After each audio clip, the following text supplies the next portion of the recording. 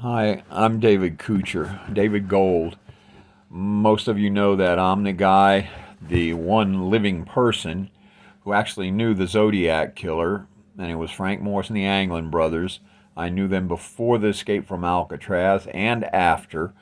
Now, there are other people who alive who knew these guys, okay, but they were like Brian Hartnell, from the Lake Berryessa murders. He's now an attorney, and he refuses to talk to anyone about that murder, and that's why, because he knows things that he thinks would get him in trouble. He had some kind of a deal going, and I'm going to tell you the story, okay, about what really was going on up there at Lake Berryessa because it's in my book. I have a whole chapter on it, but I'm going to tell it to you here. And my book is called My Dance with the Zodiac Killer. I was watching this video on YouTube. This guy's got a channel. I think he calls it Zodiac Killer Information or something like that. And he tells you different things based on what he's seen on Tom Voigt's site. But then he puts his own ideas into it. It's like a radio show, I think, in Britain or somewhere. But anyway,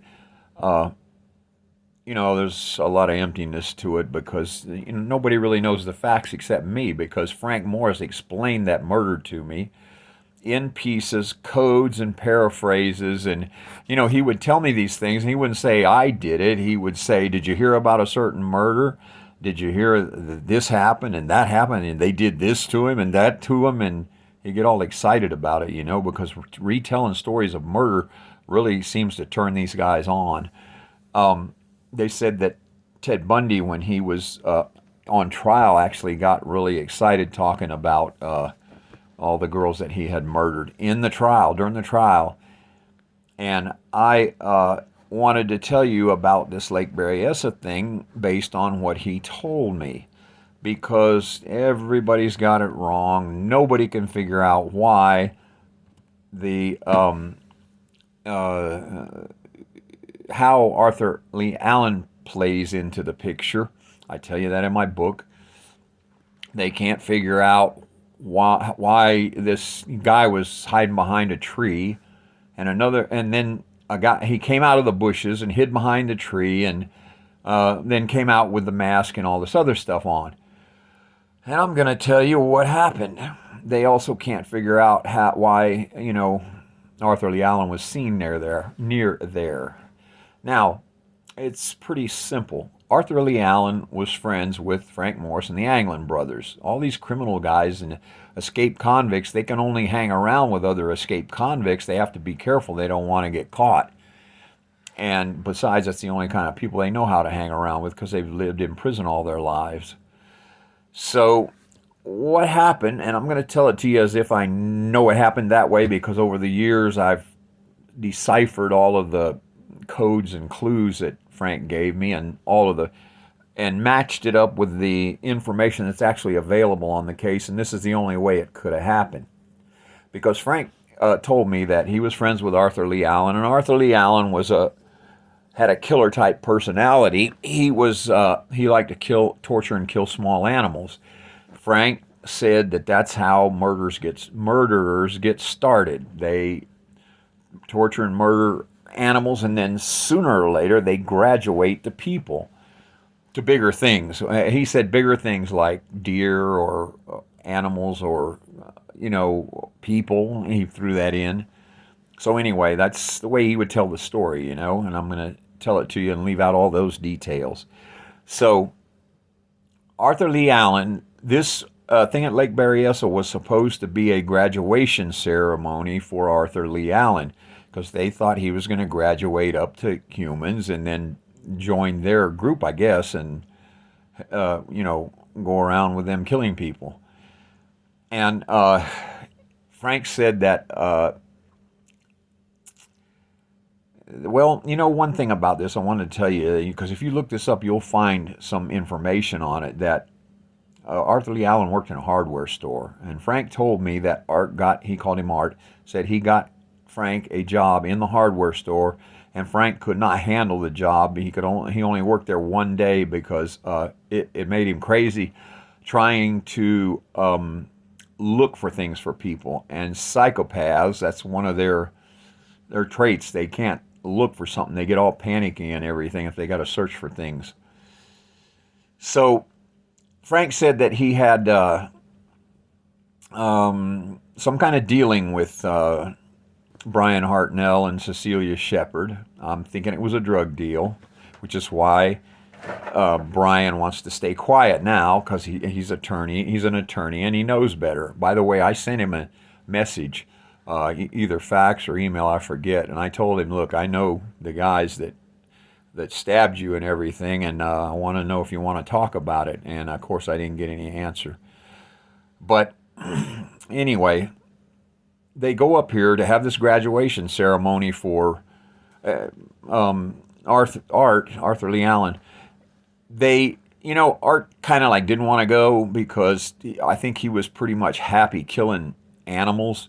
I kind of think what happens with these murderers, they reach an age, like around 19 or something, where they do their graduation if they're going to become full-fledged murderers. And he was older already, and I think he was at his peak as a murderer with his hamsters or whatever. Now, but he had something going with Cecelia Shepard. Now, I don't know if he had anything going. I think what happened is she came in the what do you call, hardware store a few times or something, or maybe, and became friends with him maybe, and he he kind of liked her. And when he found out that she was going up to the woods up to the lake with Brian, he got real jealous and everything. And Frank probably played that jealousy thing with him to make him go up there with him, get him angry and everything and jealous. And that's what happens. So they get up there. Now I'm going to make this story simple for you because I've already made it too long. There's bushes over here, there's a tree over here, and the two kids are here by the lake. She looks over and she sees a man coming. She sees a man coming out of the bushes. He stands there for a while and he goes over behind the tree. Well, what happened is that Arthur Lee Allen is behind the tree with the Zodiac uniform, and Frank's over there in the bushes telling him to put it on, and he won't. He's there on his knees, is what Frank said, and I guess he was scared, and he was, he didn't want to do it, but he was already there. So, or they may have even threatened him, I don't know. But, so Frank, it could have been one of the Anglins also, but I'm pretty sure it was Frank, because he was, had to mastermind the whole thing. Frank came out of the bushes and walked over to the tree, and told, had his discussion with Art, and Art couldn't do it or whatever. And either Frank put on that uniform or he had one of the Anglins do it. I don't know, because they were there too somewhere hiding. These guys are real good at hiding behind objects, and they've done it to me a lot of times. I got to tell you a story of a girl they abducted right almost while I was talking to her in a parking lot, and they do it by hiding behind the cars. But anyway, they're behind the tree. Someone, we don't know which ones of them, but I'm sure Frank is the one that came out of the bushes and went over there to tell Art, hey, you got to do something. And he didn't do it, so Frank put on the uniform. As a matter of fact, I know that's what happened because I remember Frank telling me he couldn't do it, so I did it for him. He puts on the uniform and he goes over there. Now, the story. He makes them tie each other up or whatever, lay down. Now, I've seen Frank push somebody that they were getting ready to stab, and they have no mercy. I'm pretty sure that he kicked them in the back. They fell face down, and then he stabbed them. Now, what happened is, I think that he stabbed them a few times, and then he went back behind the tree or somewhere, or while he was doing it, John Anglin came out because they always took turns doing this. Is a big turn on for them, and then they could have their little lover thing afterwards. And John would come out, and then Frank kind of disappeared, and people are like, well, then how come they did, Cecilia and Brian didn't see them? Well, after you've been stabbed in the back a bunch of times, shoved down on your face and stabbed in the back, all they probably couldn't see very good because they're bleeding. And even if they could, they probably didn't want to see what was going on because they knew they were going to get stabbed some more. And I don't think they even looked, but I'm pretty sure if Frank didn't want them to look, he told them, look straight down, and if you look back, I'm going to cut your eyeballs out or something. So anyhow, that's how they, switched around, and who knows which one of them. That's why which one of them was doing what, but you can have different identifications on these guys as far as size and height and weight, because there were three of them. And then they took over and, rolled Cecilia over and stabbed her some more, because they always were more brutal with the women, because they hated women. They blamed all these love things on women, and they were there to stop it.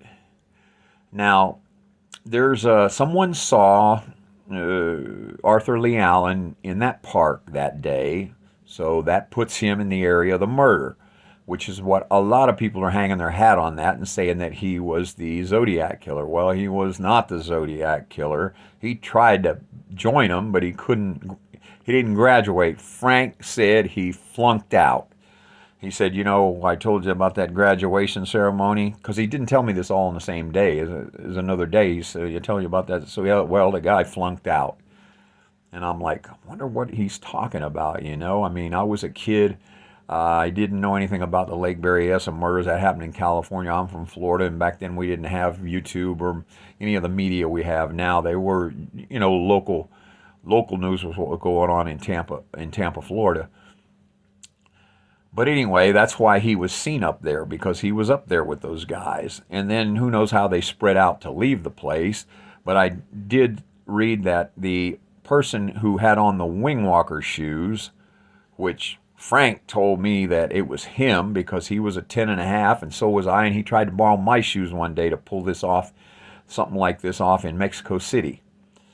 And but it said he weighed 210 pounds, which means he would have had to have been 100 pounds overweight from what he is right now.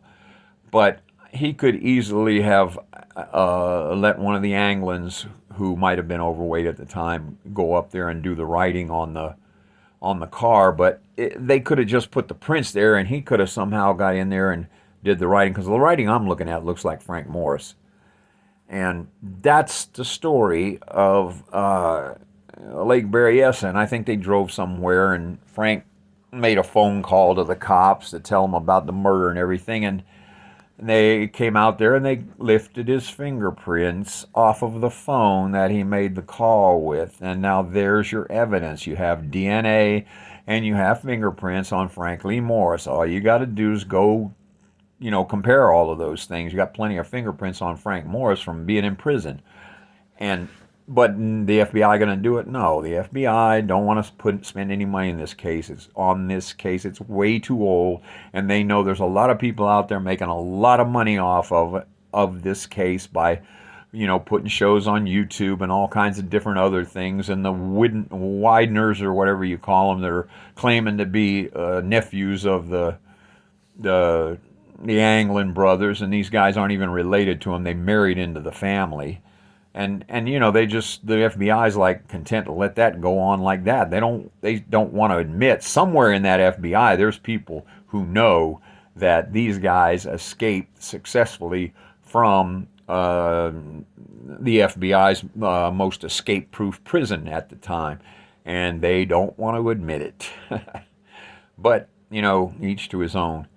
I'm just here to give you the information that Frank Morris gave me, because I think that it's only fair that someone is telling the truth about this whole thing, and you have a place you can go to understand how all these different murders relate to each other, how they're connected, and how so much evidence doesn't make sense. Well, if the evidence in a lot of places a lot of cases cannot make sense if you think one person did it. It wasn't one person, it was three, and sometimes they would recruit another person or two to help them. Okay, that's my Zodiac Killer video for the day. Have a good one.